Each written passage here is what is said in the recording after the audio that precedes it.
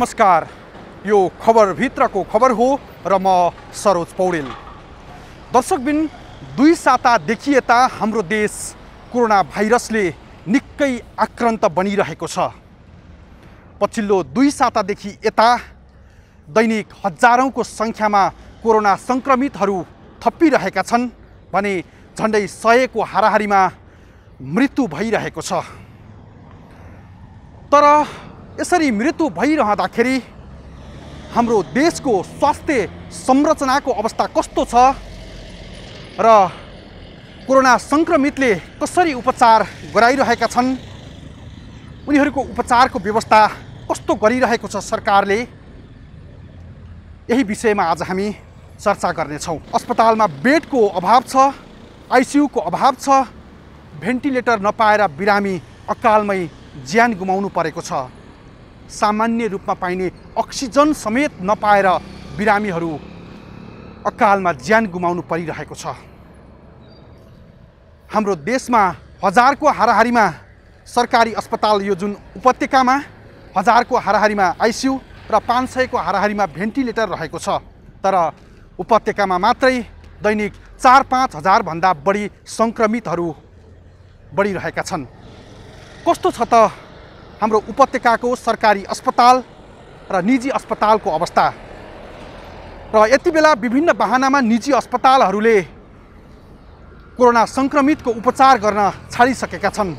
हिजो मात्रै 5 वटा अस्पताल, ओम अस्पताल, दीर्घायु अस्पताल लगायतका 5 वटा अस्पतालले कोरोना संक्रमितको उपचार गर्न छोडिसकेका छन्। यसैगरी धेरै अस्पतालहरूले कोरोना संक्रमितलाई विभिन्न बहानामा उपचार नगर्ने हो भने हाम्रो भोलिको दिन कस्तो रहला र हाम्रो नेपालका हस्पिटलहरूको अवस्था कस्तो छ, यो रिपोर्ट हेर्नुहोस्।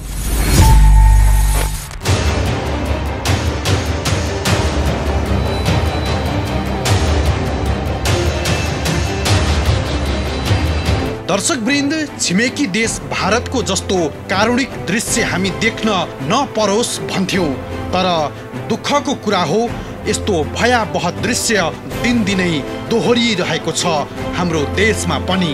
मसनघाट कोरोना संक्रमितको शवले भरिन थालेपछि सहजै अनुमान गर्न सकिन्छ कि हाम्रो देशको आगामी दिन कस्तो रहला भनेर।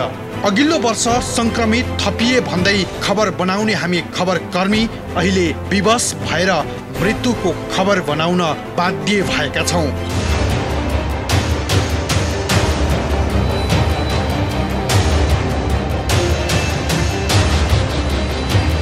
पछिल्लो समय कोरोना संक्रमितको संख्या तीव्र रूपमा बढ्न थालेसँगै मृत्यु दर पनि उच्च हुँदै गएको छ। केही दिन यता दिनहुँ हजारौं संक्रमित थपिने गरेका छन् भने दैनिक 88 भन्दा बढीको मृत्यु हुने गरेको छ। कोरोना संक्रमणको दोस्रो लहरले यति बेला मुलुक आक्रान्त बनिरहेको छ। हरेक दिन कोरोना संक्रमणको नयाँ रेकर्ड बन्दै गएको छ भने मृत्यु दरले पनि नयाँ रेकर्ड बनाउँदै गएको छ।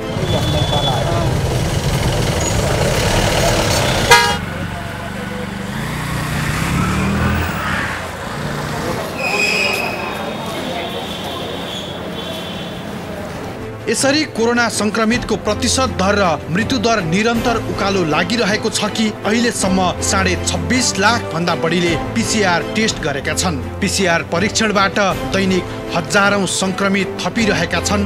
हालसम्म नेपालमा 4 लाखको हाराहारीमा संक्रमित भएका छन्, जसमध्ये 3800 को हाराहारीमा मृत्यु भएको छ भने 3 लाख भन्दा बढी निको भएर घर फर्किएका छन्। त्यस्तै अझै पनि विभिन्न जिल्लामा 95,000 भन्दा बढी सक्रिय संक्रमित रहेका छन्। यसरी हेर्दा संक्रमितको संख्या 0.94% मानिसको मृत्यु भएको छ।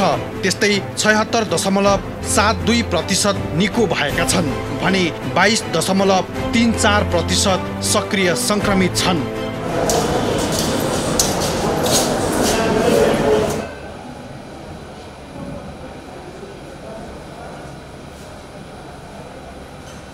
तथ्याङ्क हेर्ने हो भने 21 देखि 50 वर्ष उमेर समूहका युवा युवतीहरू बढी संक्रमित भएका छन्। संक्रमित संख्याको झण्डै 50,000 भन्दा बढी युवा युवती संक्रमित रहेका छन्। गत वर्ष कोरोना संक्रमणको पहिलो लहरमा नेपालमा संक्रमणको बढी जोखिम समूहमा दीर्घरोगी तथा ज्येष्ठ नागरिक थिए, तर अहिले दोस्रो लहरका क्रममा बढी जोखिममा युवा वर्ग रहेका छन्। तथ्याङ्क केलाउँदा कोरोना संक्रमित हुनेमा सबैभन्दा बढी 30 वर्षदेखि 39 उमेर समूहका छन्। यो उमेर समूहमा दैनिक 1700 भन्दा बढी संक्रमित हुने गरेका छन्। त्यस्तै 20 देखि 29 उमेर समूहमा दोस्रो बढी संक्रमित हुनेमा पर्छन्। यो उमेर समूहमा दैनिक 1500 को हाराहारीमा संक्रमित हुने गरेका छन्। कोरोना संक्रमितको उपचार गराइरहेका अस्पतालहरूमा पनि अहिले 50 वर्ष मुनिका संक्रमित धेरै आउने गरेका छन्। साथै संक्रमणका कारण स्वास्थ्य जटिल हुनेहरूमा पनि 19 वर्षदेखि 30 वर्ष उमेर समूहका बढी छन्। यसरी हेर्दा देशका सबै जसो जिल्लामा कोरोना संक्रमित रहेका छन्। हालसम्म 9 जिल्लामा 200 भन्दा कम संक्रमित रहेका छन्। त्यस्तै 9 वटा जिल्लामा 200 देखि 400 को हाराहारीमा सक्रिय संक्रमितको संख्या रहेको छ।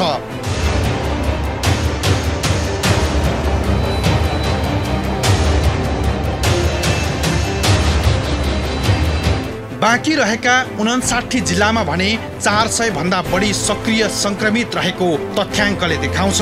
अहिलेसम्म सबैभन्दा बढी बागमती प्रदेश र त्यसमा पनि काठमाडौँमा सबैभन्दा धेरै संक्रमित रहेका छन्, जसका कारण अहिले कोरोना संक्रमित बिरामी उपचारका लागि देशभरि नै शैय्या अभाव भएको छ।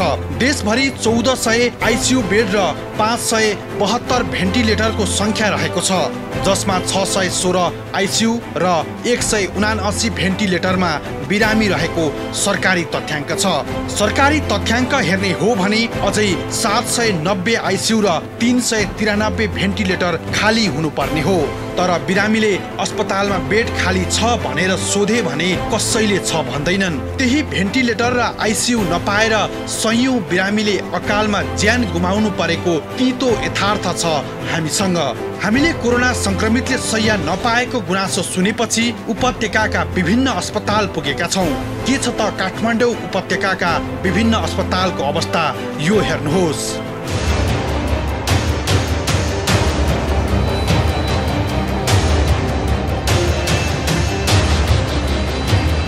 उपत्यकाका विभिन्न कोभिड उपचार अस्पतालमा आइसियु भेन्टिलेटरको संख्या। सशस्त्र प्रहरी बल अस्पताल आइसियु 11 भेन्टिलेटर 8 वटा रहेका छन्।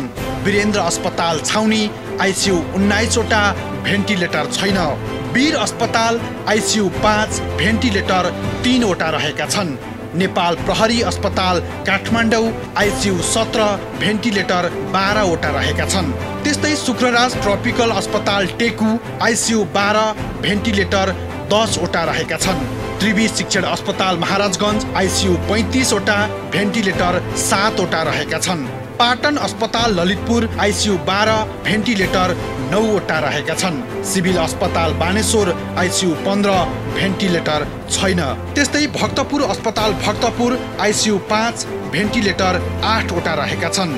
त्यस्तै ग्रान्डी अस्पताल आइसियु 11 भेन्टिलेटर 4 वटा रहेका छन्।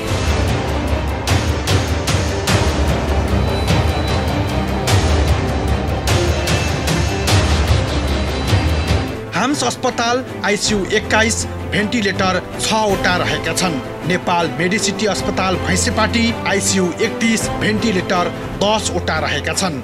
स्टार अस्पताल सानेपा आइसियु 4 भेन्टिलेटर 2 वटा रहेका छन्। यसरी हेर्दा उपत्यकाका विभिन्न कोभिड उपचार अस्पतालमा 194 आइसियु र 77 भेन्टिलेटर रहेका छन्, तर संक्रमितको संख्या भने उपत्यकामा दैनिक 4000 भन्दा बढी संक्रमित थपिरहेका छन्। यति बेला शैय्या अभावका कारण अस्पतालमा 5 वटा शैय्या रहेको आकस्मिक कक्षामा हाल 19 जना बिरामी राखेर उपचार भइरहेको छ। कोरोना संक्रमितको उपचार गर्ने उपत्यकाका अधिकांश सरकारी अस्पतालका शैय्या भरिएका छन्। टेकु सरुवा रोग अस्पतालमा कोभिड बिरामीका लागि भनेर 60 शैय्या सञ्चालनमा ल्याइएको छ, जसमा आइसियुमा 10, भेन्टिलेटरमा 12 जना, गस्टो आइसोलेसन 33 वटामा 33 जना, स्पेशल आइसोलेसनमा 5 बेडमा 7 जना तथा इमर्जेन्सीको 5 शय्यामा 19 जना बिरामी राखेर उपचार भइरहेको अस्पतालको भनाइ छ।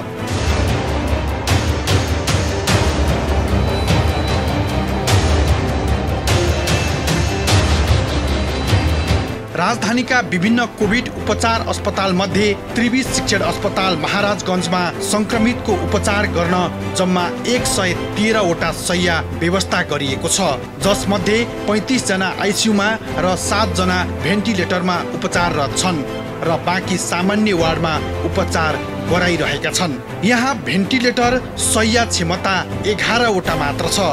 यस्तै सशस्त्र प्रहरी बल अस्पताल बलम्बुमा संक्रमितको उपचारका लागि 140 शय्या छुट्याइएको छ। यहाँ 20 वटा आइसियु र 8 वटा भेन्टिलेटर रहेका छन्, जसमध्ये अहिले 11 जना आइसियु र 2 जना भेन्टिलेटरमा उपचाररत छन्। दिनहु संक्रमित बढ्दै गएका कारण अधिकांश सरकारी अस्पतालमा शय्या अभाव देखिएको स्वास्थ्य मन्त्रालय बताउँछ।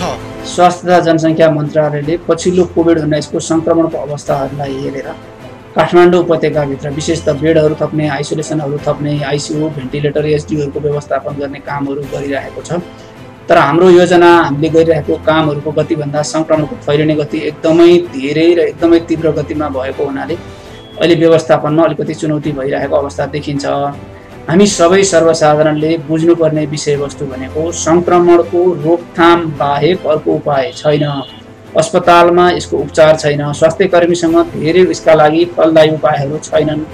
हामीसँग फलदायी उपाय भनेका जनस्वास्थ्यका मापदण्डहरू, संक्रमण रोकथाम गर्ने कुराहरू, घरमा कोही संक्रमित हुनुहुन्छ भने उहाँहरू होम आइसोलेसनमा बस्दा अरू थप व्यक्तिहरू संक्रमित नहुने खालका वातावरणहरू बनाउनु पर्ने कुराहरू, हामी घरभन्दा बाहिर निस्किन्छौँ भने सबै मान्छे संक्रमित हुन्, मलाई सार्छन् भन्ने हिसाबले हामीले व्यवहार गर्नुपर्ने कुराहरू, बुझ्नुपर्ने कुराहरू एकदमै महत्त्वपूर्ण छन्। त्यही भएर अहिले हामी बढी संक्रमण रोकथाम बाहेक अर्को उपाय नभएको हुनाले त्यसतिर केन्द्रित हुनुपर्ने छ भने संक्रमित भइसकेपछि संक्रमितहरूलाई पनि व्यवस्थापन गर्ने गरी सरकारले थप बेडहरू, थप अस्पतालहरू, थप शय्याहरूको जो गर्ने गरी कामहरू अगाडि बढाइएको छ। गएको 1 हप्तामा हामीले धेरै शय्याहरू कोभिडका लागि डेडिकेट गरेर थप गरेर व्यवस्थापन गरेका छौँ। त्यस्तै अहिले पछिल्ला समय हामीलाई आइसियुहरू एकदमै धेरै आवश्यक हुने, अक्सिजनहरू एकदमै धेरै आवश्यक हुने अवस्थाहरू पनि देखिराखिएको छ। यो सबै अवस्थाहरूलाई हेर्दै गएर स्वास्थ्य मन्त्रालयले विभिन्न अस्पतालहरूमा अक्सिजनको सहज आपूर्ति बनाउने कामहरूमा केन्द्रित भएर कामहरू गरिरहेको, विभिन्न अस्पतालहरूमा गरेर काठमाडौँ उपत्यकाभित्रै मात्रै पनि हामीले 1000 बेडभन्दा बढी एसडियुहरूको स्थापना गर्ने, सञ्चालन गर्ने कामहरू सुरु गरिसकेका छौँ। त्यस्तै आइसियुहरू, भेन्टिलेटरहरू पनि थप भएका छन् भने काठमाडौँ उपत्यकाभन्दा बाहेक अन्य सहरहरूमा पनि संक्रमण बढ्दै गएपछि त्यहाँ पनि व्यवस्थापन गर्ने गरी कामहरू अगाडि बढेका छन्। संक्रमण यही गतिमा बढ्दै गयो भने यसले पुग्छ अथवा अहिले हामीले व्यवस्थापन गरेकोले पुग्छ भन्ने छैन। अहिले नै हामीलाई धेरै चुनौती भइसकेको छ। यो चुनौतीको बावजुद सरकारले थप अरू जो गर्ने गरी अरू विधि प्रक्रियाहरू ल्याउने गरी कामहरू अगाडि बढाएको छ। यो सबै कुराहरूलाई मध्यनजर गरेर हामीलाई अहिले अस्पताल व्यवस्थापन निकै चुनौती भइरहेको अवस्थालाई मध्यनजर गरेर हामी सर्वसाधारण सबैले स्वास्थ्य कर्मीहरूलाई हातेमालो गरौँ, सहयोग गरौँ, काम गर्ने वातावरण बनाऊ, सहजीकरण गरौँ र हामी संक्रमित नहुने खालका वातावरणहरू गरौँ, बनाऊ। हाम्रा गतिविधिका कारण संक्रमण एकदमै द्रुत गतिमा फैलिरहेको छ। जुन फैलावट हामीले अस्पतालमा व्यवस्थापन गरेर धेरै मानिसहरूको ज्यान बचाउन नसक्ने अवस्था हुन सक्छ, त्यो अहिले देखिराखेको घटनाहरूले पनि देखाउँछ। हामीसँग मास्क छ, हामीसँग भौतिक दूरी कायम गरेर बस्नुपर्छ भन्ने ज्ञान छ, हामीसँग हातको सरसफाइले संक्रमण हाम्रो नाक मुखभित्र जाँदैन भन्ने कुराहरू बुझ्न सक्ने क्षमता छ। यो बुझेका क्षमताहरूलाई गरेका जानेका कुराहरूलाई हामीले व्यवहारमा ल्याउँ। हाम्रो हेलचेक्राइका कारणले दुरावस्था आउनेतिर हामीले त्यो अवस्था आउने खालको वातावरणहरू नबनाऊ, बन्न नदिउँ, खबरदारी गरौँ र आफूले पनि पालना गरौँ। वीर अस्पतालले कोरोना संक्रमितको उपचारका लागि 96 वटा शय्या छुट्याएको छ। यहाँ 9 जना आइसियुमा र 2 जना भेन्टिलेटरमा छन्। यसरी तथ्याङ्क केलाउँदा अस्पतालमा भर्ना हुने बिरामीको संख्या निकै बढेको छ। साथै शैय्या अभावका कारण अस्पतालको आँगनमा समेत शैय्या कुरेर बसेका धेरै संक्रमित रहेको अस्पतालहरू बताउँछन्। शैय्या अभाव भएका कारण अस्पतालको पेटीमा बसेर उपचार गराउन पनि बिरामीहरू बाध्य भएका छन्। तर कोरोना संक्रमितले शैय्या नपाएर मर्नुपर्ने अवस्था आउँदा समेत सरकारको तर्फबाट भने शैय्या अभाव कम गर्नका लागि प्रभावकारी नीति र कार्ययोजना आएको छैन। त्यसका कारण जनताले अकालमा ज्यान गुमाउनु परेको छ। अहिले त कोभिड संक्रमितको उपचार गराउँदै आएका अस्पतालहरू मेडिकेयर अस्पताल, नेपाल भारत मैत्री अस्पताल, दीर्घायु गुरु अस्पताल, हेल्पिङ ह्यान्ड सामुदायिक अस्पताल र ओम अस्पतालले अक्सिजनको अभाव देखाउँदै कोरोना संक्रमितको उपचार नगराउने भनिसकेका छन्।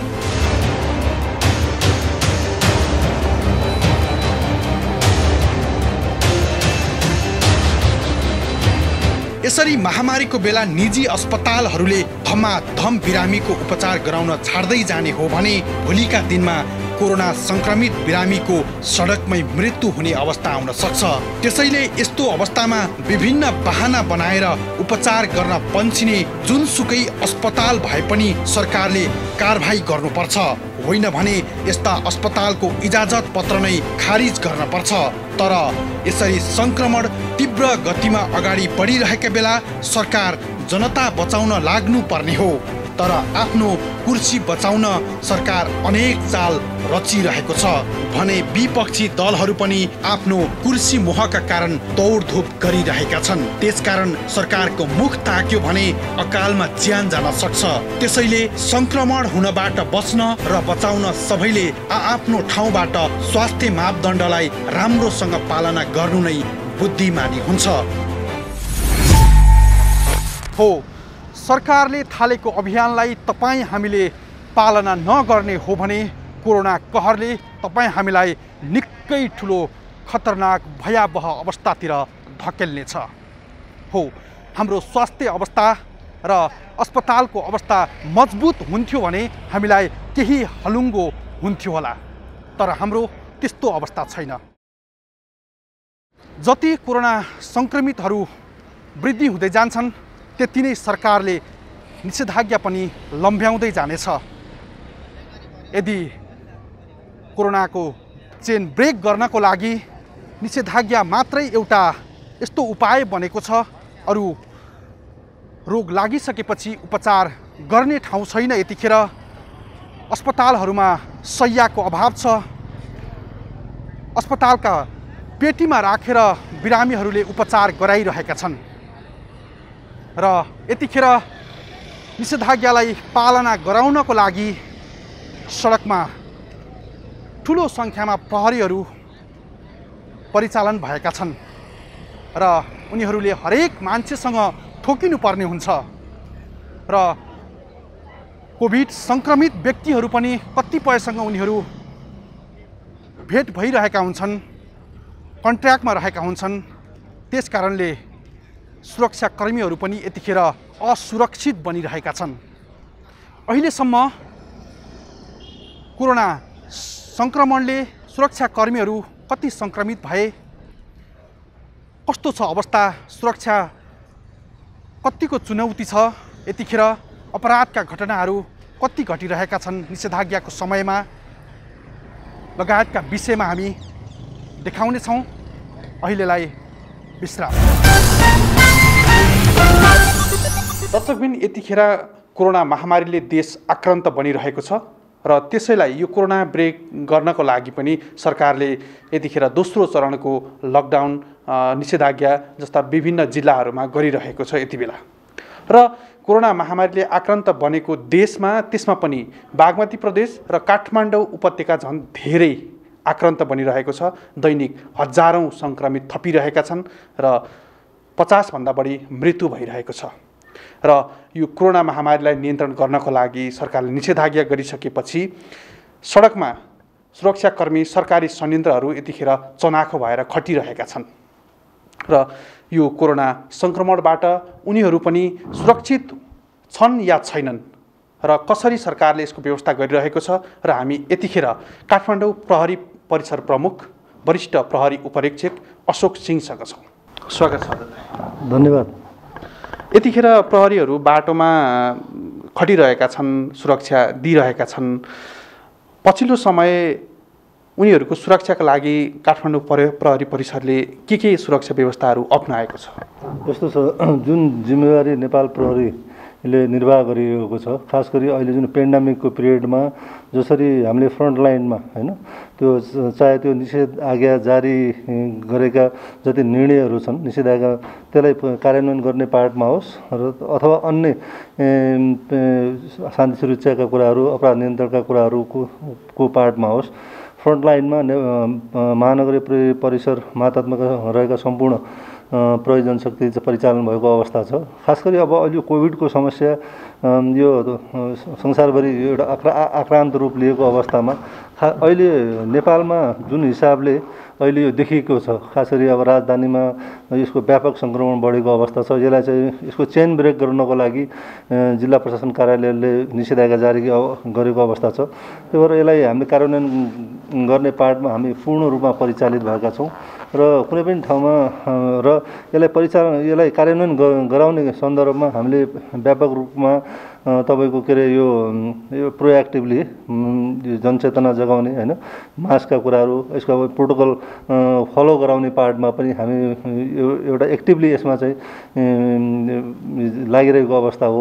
र अहिले जब यो निषेधाज्ञा जारी भयो, यस तत्पश्चात पनि यो पूर्ण रूपमा हामीले नयाँ सुरक्षा योजना बनाएर हैन व्यापक रूपमा अब खास गरी अब यो के अरे काठमाडौँ राजधानीमा भित्रिने जति पनि मुख्य नाकाहरू छन्, त्यसपछि तपाईँको ठाउँ-ठाउँमा चाहिँ यो अन्य ठाउँहरूमा पनि हामीले एउटा सुरक्षा योजना बनाएर नाकाबाट अत्यावश्यक सामग्रीका कुराहरूदेखि लिएर हैन, त्यसपछि चाहिँ यो चेन ब्रेक गर्नको लागि, आवागमनको ब्रेक गर्नको लागि हामी पूर्ण रूपमा परिचालित भएका छौँ। र खास गरी अब यो हाम्रो सुरक्षाको सन्दर्भमा भन्नुपर्दाखेरि हामीले पनि त्यो प्रोटोकल फलो गरेर हैन, चाहे अब जस्तो अब कुनै ठाउँमा कुनै होल्डिङ जोनको कुराहरू छन्, चेक पोइन्टका कुराहरू छन्, त्यसमा चाहिँ हाम्रो चेक गर्ने प्रहरी कर्मचारीले पिपी सहितको चाहिँ लगाएको अवस्था छ र अनि सर्टेन डिस्टेन्स मेन्टेन गरेर कसरी हुन्छ आफू सुरक्षित रहेर हामीले सुरक्षा सेवा प्रवाह कसरी दिन सक्छौँ भन्ने पार्टमा चाहिँ प्रहरी सजग छ।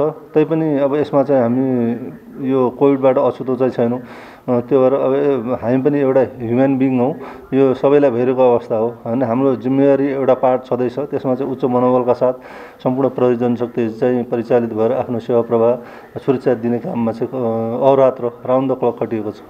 जसरी यो कोरोना सङ्क्रमित हुनेमा प्रहरी पनि अछुतो छैन भनिरहँदाखेरि यति बेला प्रहरी यो काठमाडौँमा चाहिँ कति प्रहरीहरू सङ्क्रमित भएका छन् यतिखेर? अहिले अब लगभग काठमाडौँ परिसर मात्र सम्पूर्ण जोड्दाखेरि 75 को अराउन्ड 75 जतिको सङ्ख्यामा पुगेको छ। र अब त्यस्तो खास त्यस्तो अप्ठ्यारो त्यस्तो किसिमको केही पनि देखिएको छैन। अब उपचारको क्रममा छन्, केही कर्मचारीहरू चाहिँ अब के अरे त्यो निको भएर पनि चाहिँ फर्किएको अवस्था छ। तर अहिलेको डाटा हेर्दाखेरि 75 जना जति पुगेको अवस्था छ। अहिले जुन यो कोरोनाको महामारीको चेन ब्रेक गर्नको लागि अहिले गरिरहेको निषेधाज्ञा र यसमा प्रहरीले खेलेको भूमिका अहिलेको लागि पर्याप्त छ कि अब आगामी दिनहरूमा योभन्दा अझ थप कडाइ हुन्छ अथवा खुकुलो हुन्छ, के छ? होइन, यस्तो छ, अब यो कसो भने यो भर्खरै अब आज 10औं दिन हो। त्यही भएर यो यसलाई अलिकति चाहिँ जुन हिसाबको ट्रेन्ड देखिएको छ एभ्रिडे, जस्तो अघि पनि तपाईँले भन्नु 50 जना दैनिक रूपमा चाहिँ के अरे मृत्युवरण गरेको अवस्था छ। त्यही भएर अब सङ्क्रमण त्यही रेसमा बढिरहेको छ होइन। कसरी हुन्छ यहाँ सम्पूर्ण भनौँ न आम नागरिकदेखि लिएर हामी जो जति छौँ सबैले आफ्नो चाहिँ एउटा जिम्मेवार हुनु पर्यो र आफू सुरक्षित हुनु पर्यो, आफू सङ्क्रमणबाट जोगिनु पर्यो र यो प्रोटोकलहरू सबैले फलो गरिदिनु पर्यो। त्यो भयो भने कस्तो हुन्छ भने त्यो हामी चाहिँ घरमा बसेर सुरक्षित रहेर बसेको अवस्थामा यो सङ्क्रमण चाहिँ के हुन्छ, यसलाईबाट हामी जोगिन सक्छौँ। त्यो पार्टमा हामी सजग हुन जरुरी छ। अहिले पनि हामी हेरौँ, जस्तो खास गरी अब बिहान हामी चाहिँ 9 बजे होइन, 6 बजेदेखि 9 बजीसम्म चाहिँ एउटा चाहिँ आफ्नो किनमेल गर्ने खाद्य सामग्रीका कुराहरू त्यो पार्टमा चाहिँ जस्तो अहिले बिहान 9 बजीसम्म एउटा टाइम दिएको छ। त्यसपछि 9 बजेपछि पूर्ण रूपमा चाहिँ के अरे निषेधाज्ञाको निर्णय भएअनुसार चाहिँ त्यो पूर्ण रूपमा चाहिँ बन्द भएको अवस्था छ होइन, पुरै लकडाउन गरेको अवस्था छ। त्यसपछि तैपनि अब हामीले यत्रो बारम्बार माइकिङ एभ्रिडे हामी 70-80 ठाउँमा बिहान दिउँसो साँझ गरेर 3 टाइममा हामीले माइकिङ गरिरहेका छौँ। एउटा जनचेतना जगाउने हिसाबले अझै पनि हामी लागिरहेछौँ भने अहिले पनि उहाँहरूले के गर्नुहुन्छ भने अब त्यो टोलभित्र पसल खोलिरहेको अवस्था छ होइन, झुक्क्याएर अब त्यो आफ्नो चाहिँ गतिविधि बढाएको अवस्था, त्यो गर्नु भनेको के भने त्यो सङ्क्रमणलाई बढाउनु हो कि। त्यो भएर हामी कसरी यो सङ्क्रमण बढ्न नदिनका लागि हाम्रो जिम्मेवारी के हो भन्ने सबै नागरिकले बुझिदिएको अवस्थामा चाहिँ यो चाहिँ सङ्क्रमणलाई हामी जोगिन सक्छौँ। त्यही भएर त्यो भूमिका, एउटा जिम्मेवार नागरिकको भूमिका सबैले निर्वाह गरिदिनुको लागि यहाँहरू मार्फत म अनुरोध गर्न चाहन्छु। किनभने यो वास्तवमा एकदम विषम परिस्थिति हो। अहिले अब तपाईँ देख्नुहुन्छ अब ठाउँ ठाउँमा हस्पिटलमा त्यस्ता बिमारीहरू राख्ने ठाउँ छैन, कति क्राइसिस छ, हाहाकार मचिएको छ होइन। त्यही भएर यसलाई चाहिँ कसरी व्यवस्थापन गर्ने भन्ने पार्टमा अब हाम्रो यहाँ के अरे महानगरीय प्रहरी कार्यालय होइन, प्रहरी प्रधान कार्यालय, अब जिल्ला प्रशासन कार्यालय, उतापट्टि गृह मन्त्रालयदेखि लिएर सम्पूर्ण राज्यका निकायहरूले आफ्नो चाहिँ भूमिका निर्वाह गरिरहेको अवस्था हो। त्यही भएर हामीले एज अ प्रहरी, महानगरीय प्रहरी परिसर प्रमुखको हिसाबले यो सुरक्षा प्रदान गर्ने क्रममा होस् अथवा चाहिँ यो निषेधाज्ञा जारी गरेको पार्टमा कार्यान्वयन गराउनको लागि होस्, हामी चाहिँ एकदमै राउन्ड द क्लक खटिरहेका छौँ र हामी फ्रन्टलाइनमा भएर कसरी हुन्छ यसलाई यो चेन ब्रेक गराएर कसरी हुन्छ यसलाई चाहिँ यो न्यूनीकरण गर्नुपर्छ भन्ने उसमा चाहिँ हामी लागिरहेका छौँ। यसरी यत्रो अभियान चलाइराख्दाखेरि सरकारले निषेधाज्ञा पनि जारी गरेको छ। बाटोमा हिँड्ने मानिसहरूलाई अहिले पनि प्रहरीहरूले होल्डिङ गरिराखेको हामीले देख्छौँ, यत्रो जनचेतना फैलाउँदा समेत। कस्ता मान्छेहरूलाई चाहिँ तपाईँहरूले होल्ड गर्नुभएको छ त्यहाँ? कस्ता मान्छेहरूलाई छोड्ने चाहिँ प्रावधान छ? सरकारले के भनिराखेको छ? यसमा कस्ता कस्ता मान्छेहरूलाई चाहिँ छोडिरहनु भएको छ? जस्तो अब अहिले कस्तो छ भने धेरै जस्तो अब धेरै मानिसहरू आफन्तहरूको चाहिँ हस्पिटलाइज भएको अवस्था छ। उहाँहरूलाई चाहिँ उपचारको क्रममा होइन विभिन्न कुराहरू चाहिँ त्यहाँ सहयोग गर्नुपर्ने हुन्छ अथवा आफ्ना बिमारी भएका व्यक्ति जो हस्पिटलमा चाहिँ उपचारको क्रममा राखिएका छन् र उहाँहरूका व्यक्तिहरू चाहिँ हस्पिटल जानुपर्ने अवस्था छ भने त्यो पनि एउटा हामीले सहजीकरण गरेको अवस्था छ।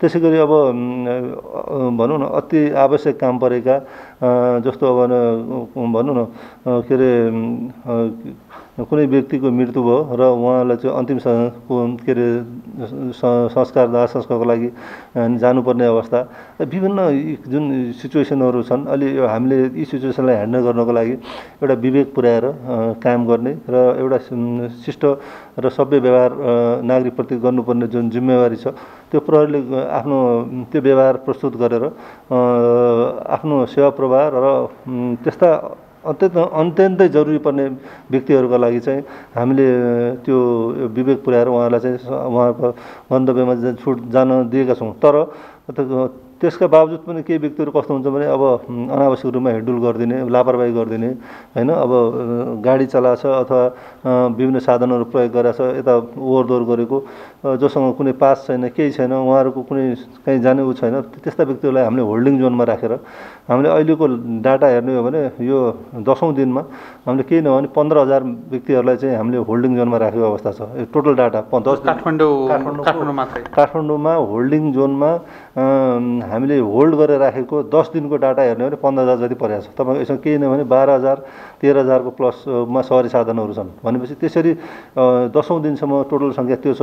उहाँलाई सम्झाइ बुझाइ गरेर काउन्सिलिङ गरेर होइन यसो गर्नु हुँदैन भन्ने जानकारी गराएर हामी त्यसरी छोडेको अवस्था हो। तर अब त्यो कुरो चाहिँ अब उहाँले जिम्मेवार पूर्वक आफ्नो के अरे आफूलाई प्रस्तुत गर्नुपर्ने अवस्था छ।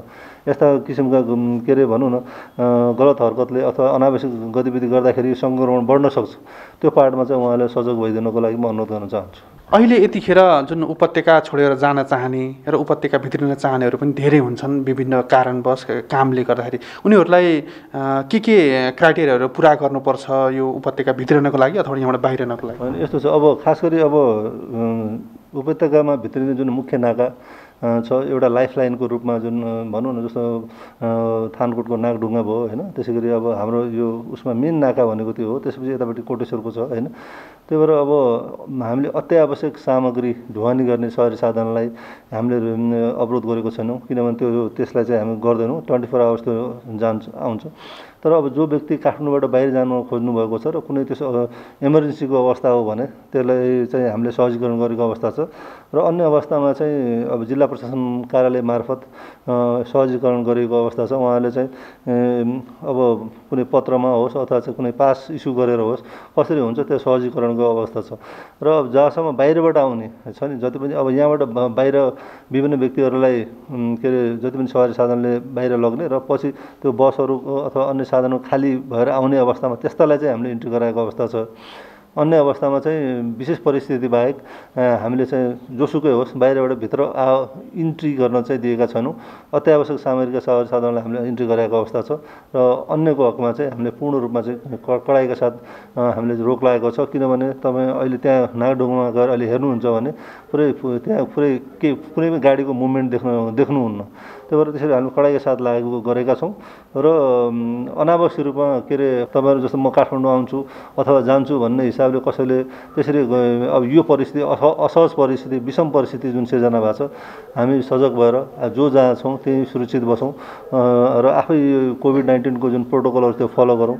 कसरी हामी यो सङ्क्रमणबाट जोगिन सक्छौँ भन्ने पार्टमा चाहिँ हामी सचेत भएर आफूलाई भनौँ न आफ्नो मुभमेन्ट त्यो हिसाबको स्ट्याटिक राख्यो भने त्यो चाहिँ राम्रो हुन्छ जस्तो मलाई लाग्छ। देशमा यत्रो कोरोना महामारी फैलिराखेको छ त्यसमा पनि तपाईँ यतिखेर मुख्य केन्द्रबिन्दु जहाँ कोरोना चाहिँ सबैभन्दा धेरै छ देशकै एउटा इपिसेन्टर बनेको छ काठमाडौँ। यसको सुरक्षा तपाईँले सम्हालिरहनु भएको छ, जिम्मेवार सम्हालिरहनु भएको छ। यसमा कतिको चाहिँ चुनौती महसुस गर्नुभएको छ? अनि यस्तो छ यो सुरक्षा यो हाम्रो सुरक्षा दिने भनेको एउटा रेगुलर एउटा हाम्रो नर्मल जब हो। शान्ति सुरक्षा अपराध रोकथाम नियन्त्रण भनेको हाम्रो एउटा सामान्य एउटा नर्मल अवस्थामा हामीले गर्ने हाम्रो नियमित एउटा जब हो, एउटा चाहिँ कार्य हो जुन प्रहरीले आफूले प्रवाह गर्नुपर्ने सेवा प्रवाह गर्नुपर्ने पार्टमा हो। भने अहिलेको जुन क्राइसिस जुन छ यो तपाईँले भने जस्तै जस्तो एपिसेन्टरको रूपमा जुन हिसाबको यहाँ देखिया छ यसलाई चाहिँ हामी सबै मिलेर होइन यसको फाइट गर्नुपर्छ होइन। यसको कसरी यसलाई चाहिँ हामी चाहिँ आफ्नो लेभलबाट कसरी यसलाई हामीले चाहिँ के आफ्नो चाहिँ उपस्थिति देखाएर हुन्छ अथवा अब कसरी हुन्छ आफ्नो कन्ट्रिब्युसन कसरी दिने भनेपछि सबै होइन संस्थाहरूले सबै सरकारी निकाय सबै मिलेर यसलाई हामीले यो विषम परिस्थितिलाई यसको लागि हामी कम्ब्याट गर्नुपर्छ र हामी फाइट गर्नुपर्छ र यसलाई ओभरकम गर्नुपर्छ भन्न चाहन्छु म। खास गरी किनभने हामीले यो टिममा होइन सम्पूर्ण जनशक्ति परिचालन भयो भने अब गाह्रो छ। धेरै कुराहरू चाहिँ भनौँ न यहाँ एभाइलेबल हुँदैन होइन, साधन स्रोतका कुराहरू धेरै छन्। अब यो परिस्थिति छ तर हामीले सामान्य हिसाबले आफूले गर्ने जिम्मेवारी सबैले निर्वाह गरेको अवस्थामा चाहिँ यसलाई हामी चाहिँ के अरे फाइट गर्न सक्छौँ र सम्पूर्ण टिमको भनौँ न सबै निकायहरूको चाहिँ एउटा कम्बाइन्ड इफोर्ट त्यहाँ देखियो भने त्यो यसबाट केही बेटर हामी आउटपुट निकाल्न सक्छौँ जस्तो मलाई लाग्छ। अब आगामी दिनमा यो थप अहिले झन् वृद्धि हुँदै गइराखेको छ। अब आगामी दिनहरूमा जुन सुरक्षा निकायहरूले पनि अहिले चनाखा हुनुपर्ने अवस्था छ। यसमा यो बिचमा यो निषेधाज्ञा लागू भइसकेपछि आपराधिक घटनाहरूमा चाहिँ के छ, वृद्धि भइराखेको छ कि कस्तो छ? अहिले आपराधिक घटनाको सन्दर्भ भन्नुपर्दाखेरि खास गरी अब सबै प्रायः जस्तो लकडाउन भएको अवस्थामा अब घरमै बसेको अवस्था रहन्छ होइन। अब विगतका एक्सपिरियन्सेसहरूबाट हामीले के हुन्छ भने घरेलु हिंसाका कुराहरू डोमेस्टिक भाइलेन्स होइन अथवा कहीँ कता आफ्नै इन्सेस्ट रिलेसनबाट डेभलप भएका घटनाहरू होइन भने यो लागोस दुर्व्यसनका कुराहरूबाट सिर्जित भएका अन्य घटनाहरू होइन यस्ता सामान्य घटनाबाट देखिएका छन् विगतका हाम्रो अनुभवले। त्यही भएर अन्य अब अहिले पूर्ण रूपमा कस्तो बन्द भएको अवस्था रहन्छ तर ओपनली कसैले त्यस्तो किसिमको घटना अपराध भएको अवस्था चाहिँ छैन। अहिले अपराध रोकथाम नियन्त्रण पूर्ण रूपमा कन्ट्रोलमा छ। त्यही भएर यसका लागि पनि हामीले पहिलो चरणको जुन लकडाउनमा हामीले चाहिँ अघि पनि भने जुन एक्सपिरियन्सेस हामीले गऱ्यौँ त्यसको लागि यहाँहरू मार्फत जस्तो अब म के भन्न चाहन्छु भने त्यस्तो केही देखियो भने 100मा फोन गर्न सक्नुहुन्छ होइन, 100मा फोन गर्न सक्नुहुन्छ। त्यस्तो केही भयो भने अब यहाँ हाम्रो के अरे महानगर परिसरको नम्बरमा फोन गर्न सक्नुहुन्छ होइन। यो चाहिँ तुरुन्तै हामीले गऱ्यो भने त्यो खबर पायो भने हामीले त्यहाँ इमिडिएटली त्यहाँ रेस्पोन्ड गर्न सक्छौँ र त्यसलाई अब नियन्त्रणमा लिन सक्छौँ होइन। ठुलो घटना नहुने हिसाबले हामी समयमा त्यहाँ पुगेर त्यसलाई नियन्त्रणमा लिन सक्छौँ। त्यही भएर अहिलेको परिस्थिति भनेको कस्तो भने यो आफ्नै आफन्त घराइसी झैझगडा मापसे होइन लागोसो दुर्व्यसन यस्ताबाट सृजित भएका के अरे अपराध रूपमा देखिएको हुन्छ घरेलु हिंसाका कुराहरू। त्योभन्दा बाहेकका आपराधिक घटनाहरू चाहिँ अहिले शून्य अवस्थामा छ भन्दा पनि पूर्ण रूपमा शून्य अवस्थामा छ। र यसरी यो निषेधाज्ञा भइराख्दाखेरि आपराधिक घटनाहरू अहिले शून्य अवस्थामा भएको छ एउटा कुरा त्यो राम्रो पनि हो। तर अब आगामी दिनमा यो कोरोना महामारी आक्रान्त बनिरहेको बेला सुरक्षा चुनौतीहरू थपिँदै जाने छ र त्यसमा पनि केही योजनाहरू बनाउनु भएको छ योभन्दा पछाडिका दिनहरूमा थप कडाइ गर्ने अथवा केही? अनि यस्तो छ, अब यो अहिले निषेधाज्ञा जारी गरेको अवस्था छ। निषेधाज्ञा जारी भएको अवस्थामा यसलाई कार्यान्वयन गर्न पूर्ण रूपमा हामी परिचालित भएका छौँ र सकेसम्म चाँडोभन्दा चाँडो यो जुन यो अहिलेको भनौँ न विषम परिस्थिति हामीले फेस गरिरहेको छौँ यसो चाँडो यसको चाहिँ निमित्यान नहोस् होइन, यो सङ्क्रमण नहोस्, अब यो कोभिड-19को समस्या चाहिँ टुङ्गियोस्, त्यो एउटा च्यालेन्ज हामी सबैलाई छ, सबैले हामीले फेस गरिरहेको छौँ।